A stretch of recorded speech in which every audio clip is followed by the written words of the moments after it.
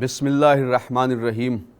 تمام تعریفیں اس رب کے لیے ہیں جو عالمین کا خالق و مالک ہے، اور اسی نے انسان کو اس دنیا میں بھیجا ہے اور اس کی ہدایت انبیاء کے ذریعے، رسولوں کے ذریعے کی ہے۔ انہی ہادیوں کی ایک کڑی کا نام حسین ابن علی ہے، جنہوں نے اپنے وقت میں جب برائیاں پھیلنے لگی تو ان برائیوں کو ختم کرنے کے لیے آپ نے اپنے پورے گھر کی قربانی دی۔ واقعات کربلا کی خونی داستان میں شب عاشور کی اہمیت کا اندازہ لگانا بہت مشکل ہے۔ کہنے کو تو یہ ایک شب ہے، لیکن اپنی اہمیت کے اعتبار سے اس ایک شب کے لمحوں پر صدیاں نثار ہیں۔ حضرت آدم علیہ السلام سے لے کر آخری نبی حضرت محمد مصطفیٰ تک کے کار ہدایت کے خلاصے کا نام شب عاشور ہے۔ یہ شب اصل میں مادیت پر روحانیت کی فتح کی شب ہے، جس میں حسین ابن علی کے مقدس لبوں سے روشنی کے یہ کلمات جاری ہوئے کہ بھیا عباس، ان سے ایک شب کی مہلت لے لو تاکہ میں اپنے مالک حقیقی کو جی بھر کر یاد کر لوں۔ امام حسین علیہ السلام نے ایک شب کی مہلت عبادت خداوندی کے لیے ضرور مانگی تھی، مگر اس ایک شب کی مہلت میں کسی کا انتظار بھی پوشیدہ تھا، اور اس خوش نصیب انسان کا نام حر ہے، جو کہ یزیدی فوج کا عظیم سپہ سالار ہے۔ یہ وہی شب ہے جس میں حر کے قلب کو جذبہ ایمانی سے منور ہونے کا شرف حاصل ہوا۔ پہلے دشمن نے ایک رات کی مہلت دینے سے انکار کیا، مگر بعد میں راضی ہو گیا اور نواسہ رسول کو رات بھر کی مہلت مل گئی۔ افسوس کہ جن کی وجہ سے دین کی تکمیل ہوئی تھی، آج وہ وقت آ گیا ہے کہ عبادت کے لیے انہیں ایک شب کی مہلت مانگنی پڑ رہی ہے۔ فرزند رسول حضرت امام حسین علیہ السلام کی زندگی کی یہ آخری شب آ گئی ہے۔ اس رات کی کیا حالت ہوگی؟ بیویاں یہ سمجھ گئیں کہ کل سب ختم ہو جائے گا۔ اصحاب یہ جان گئے تھے کہ یہ زندگی کی آخری رات ہے، جس قدر ہو سکے عبادت کر لی جائے۔ تاریخ میں یہ الفاظ موجود ہیں کہ سوکھے ہوئے ہونٹوں سے خدا کی تسبیح اس طرح سے امام حسین علیہ السلام کے ساتھی کر رہے تھے کہ آسمان و زمین گونج رہے تھے۔ امام حسین علیہ السلام نے اپنے اصحاب باوفا کو دیکھا اور آپ نے سوچا کہ دشمن میرے خون کا پیاسا ہے۔ آپ نے اپنے خاندان کے تمام افراد، دوستوں اور اصحاب کو اکٹھا کیا اور ایک تاریخی خطبہ ارشاد فرمایا۔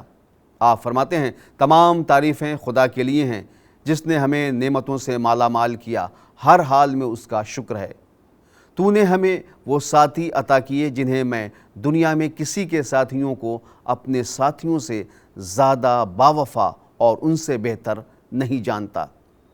خدا تم سب کو میری طرف سے جزائے خیر دے۔ دشمن کل ضرور جنگ کرے گا۔ میں تمہیں خوشی سے یہ اجازت دے رہا ہوں کہ تمہارا جہاں جی چاہے چلے جاؤ۔ میں تم پر سے بیعت کی ذمہ داری ہٹاتا ہوں، بلکہ تم میں سے جو میرے عزیز ہیں وہ بھی جا سکتے ہیں، کیونکہ دشمن ہمیں قتل کرنا چاہتا ہے۔ اگر تم ایسے نہیں جاتے تو میں چراغ بجھا رہا ہوں، اس کے اندھیرے میں تم سب چلے جاؤ۔ تھوڑی دیر کے بعد جب چراغ روشن ہوا تو منظر کچھ اور ہی تھا۔ سپاہ حسینی کا عجیب عالم ہے، سب کے چہرے آنسوؤں سے تر ہیں۔ ہر ساتھی کے لبوں پر یہی جملہ تھا، آقا یہ ہرگز نہیں ہو سکتا کہ ہم آپ کو دشمنوں کے نرغے میں اکیلا چھوڑ کر چلے جائیں۔ ہم وہ نہیں ہیں کہ جو محمد مصطفیٰ کو دشمنوں کے نرغے میں چھوڑ کر احد کی گھاٹیوں میں چھپ گئے تھے، جبکہ ایسے خطرناک حالات بھی اس وقت نہیں تھے اور نہ ہی موت یقینی تھی۔ میرے آقا، ہم کیوں واپس چلے جائیں؟ کیا اس لیے کہ آپ کے بعد زندہ رہیں؟ اللہ ہمیں وہ دن نہ دکھائے کہ آپ شہید ہو جائیں اور ہم زندہ رہیں۔ یہی وہ مردان حق ہیں جن کی حق پرستی نے تاریخ کو زندگی بخشی، جو اپنی عظمت و فضیلت میں فرشتوں سے آگے نکل جانے والے بہترین انسان ہیں۔ حسینی لشکر جو گنتی میں صرف 72 افراد پر مشتمل تھا، جن کا مقابلہ ہزاروں نہیں بلکہ لاکھوں سے تھا۔ میدان کربلا میں رات کے سناٹے میں لشکر حسینی سے جو تسبیح کی آواز بلند ہو رہی تھی وہ کچھ اس طرح سے تھی کہ جس طرح سے شہد کی مکھیوں کی آواز آتی ہے۔ امام حسین علیہ السلام کی کیفیت یہ تھی کہ کبھی اصحاب کے ساتھ بیٹھ کر تسبیح فرماتے ہیں اور کبھی خیموں میں بیویوں کو تسلی دینے کے لیے چلے جاتے تھے۔ اسی میں رات گزر گئی۔ 10ویں محرم کا سورج نمودار ہو گیا۔ دشمن کی طرف سے جنگ کا آغاز ہوا۔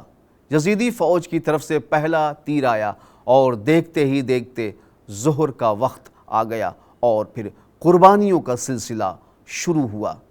کبھی جوان بیٹے شبیہ رسول علی اکبر کو رخصت کیا تو کبھی قاسم و اون و محمد کو، تو کبھی علمدار حسینی حضرت عباس کو رخصت کیا۔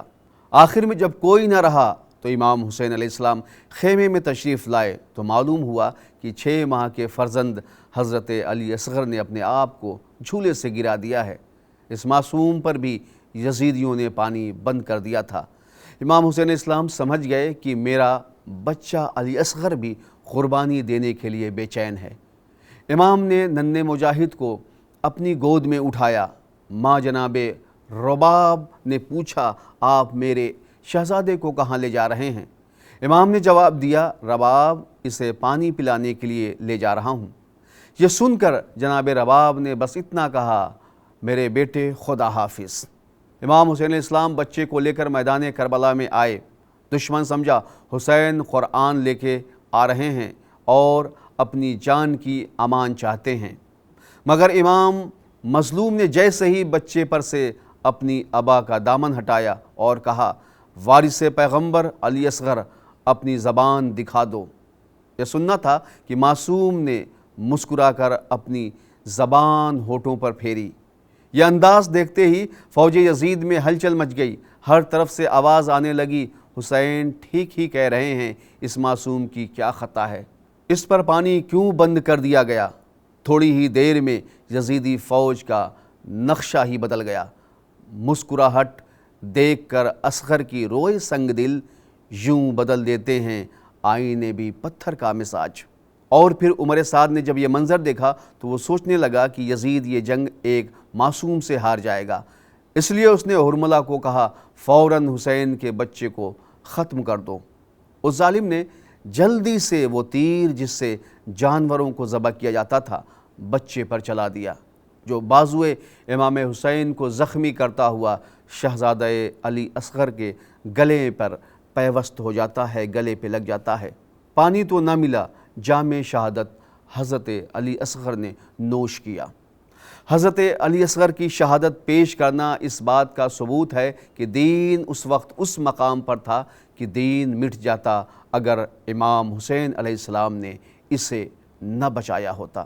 تاریخ اٹھا کر پڑھیے تو ہر رائٹر نے صاف لفظوں میں لکھا ہے کہ یزید اسی وقت جنگ ہار گیا تھا جب حضرت علی اصغر نے مسکرا کر تیر کھایا تھا اور یزیدی فوج کا نقشہ بدل گیا تھا۔